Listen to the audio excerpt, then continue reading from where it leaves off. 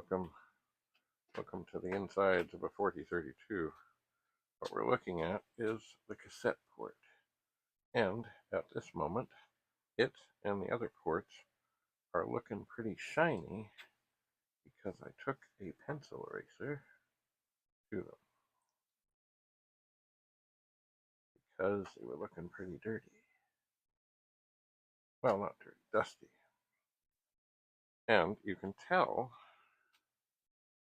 there we go, see here is the other cassette port. This is what it looked like. So now this is pretty shiny. It does have some wear marks because it's been used over the years. This one, which is hidden behind a plate and hardly ever used, well, you know what, just to show you,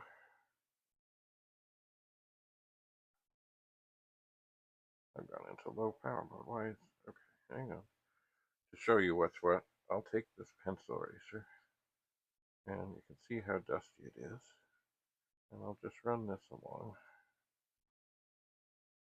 and we'll get some shine. And this port, which is probably never, ever, ever, ever, ever been used, will not show any signs of wear.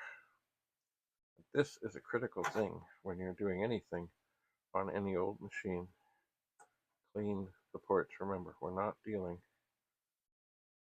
with vast voltages and amperages.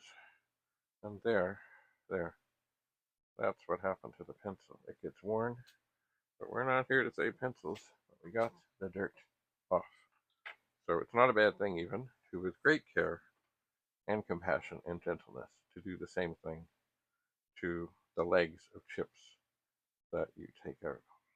Anyway, if you look one more time, see here, this is now all shiny. You can't really see anything on here. Down here, way down here, you can see it's clean, but because it has been used, you can see just a little bit of wear. But that won't hurt anything. Anyway, thanks for coming. Have a lovely, lovely day. And we'll see you again soon back here in the TV room.